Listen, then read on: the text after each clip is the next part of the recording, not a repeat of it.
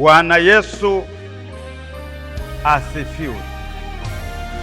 Ninawasalimu katika jina la Yesu Kristo, Mungu aliye hai. Naitwa Mchungaji Daudi Maira Magolima kutoka kanisa la Mennonite Tanzania, Dayosisi ya Mashariki, jimbo la Kisota. Nipende kuchukua nafasi hii, familia ya Mungu, mtoto wa Mungu, mwana wa Mungu, mtu wa Mungu, kukukaribisha kwenye kipindi chetu cha kila siku kinachosema anza na Bwana au amka na Bwana. Kipindi kilichopita nimetafakari na wewe,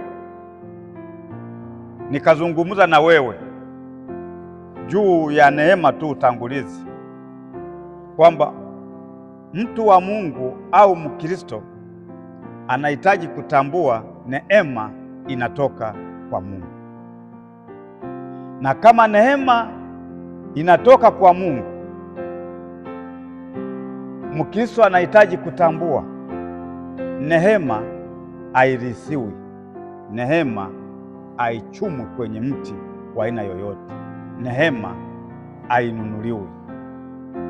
Hakuna anayeweza kukupa neema isipokuwa ni Mungu mwenyewe. Sasa leo nataka niongee na wewe, mtoto wa Mungu, aina ya kwanza ya neema. Nilisema kuna aina kuu mbili za neema. Aina ya kwanza ni neema ya kawaida, na aina ya pili ni neema maalumu. Sasa leo nataka nizungumze na wewe juu ya aina ya kwanza ya neema, neema ya kawaida. Tunaposema neema ya kawaida, tunamaanisha ni hali au ni udhihirisho wa wema wa Mungu. Neema ni ile hali au udhihirisho wa wema wa Mungu kwa wanadamu au kwa watu wake wote. Ule wema ambao Mungu anautoa kwa wanadamu au kwa watu wake wote, walio wema na walio waovu. Kwa hiyo hana upendeleo. Neema ya Mungu inayotoka kwa Mungu, na Mungu mwenyewe ndiyo neema, anapoamua kuitoa kwa watoto wake, kwa watu wake wote, hana ubaguzi, hana upendeleo, anatoa kwa watu wote. Liwe ni jambazi litapata, Mungu akiamua kumpa. Awe ni mshirikina mchawi, Mungu atampa. Awe ni mzinzi, Mungu atampa. Mungu akiamua kumpa mtu yoyote anampa. Bwana Yesu asifiwe. Bila kuangalia huyu ni mpagani, huyu sio mpagani, huyu ni muovu, huyu sio ni muovu, huyu ni mwenye haki, huyo sio mwenye haki. Yeye ndiye anayetoa. Bwana Yesu asifiwe. Bila ubaguzi wowote mbele zake katika maisha yake yote.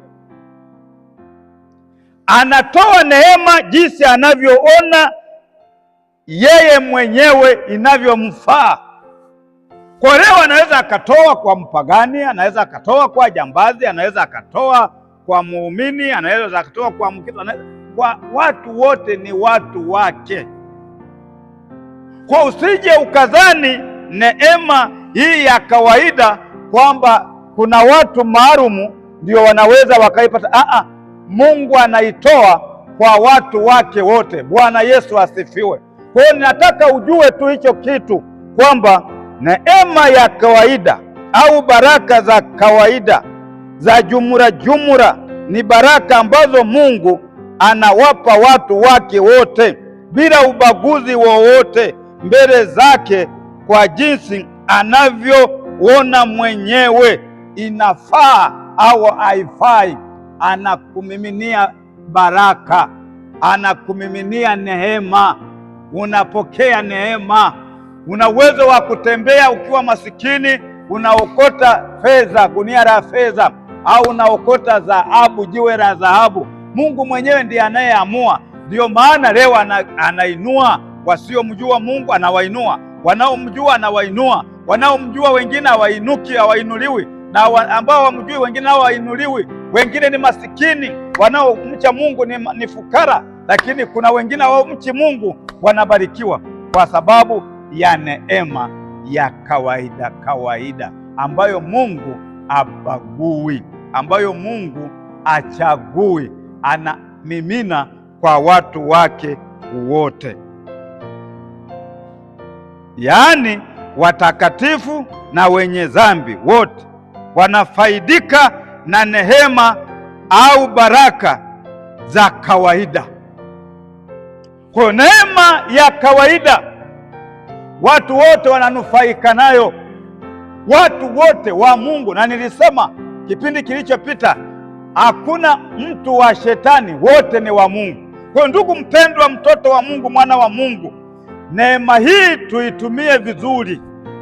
Ni ya Mungu, hainunuliwi sokoni, haichumwi, hairisiwi, bali Mungu ndiye anaamua kugawa neema yake kwa watu wote. Kwa hiyo unakotembea, unakokwenda kufanya biashara zako, unajichanganya na watu wa aina mbalimbali, wapagani na wasio wapagani, wenye dini mbalimbali, ujue neema ya kawaida Mungu anawapa watu wote, anawaangazia watu wote, anaitoa kwa watu wote, anaigawa kwa watu wote. Yeye ndiye anayeamua huyu ampe kiasi gani, levo gani, uwezo gani. Ndiye anayejua nikimpa huyu kiasi hiki anaweza kuchanganyikiwa, kwa hiyo ninampa kidogo, ninampa cha kati, nampa cha juu, huyu ninamma. Vyote hivyo ni mapenzi ya Mungu, ndiye mgawaji wa neema.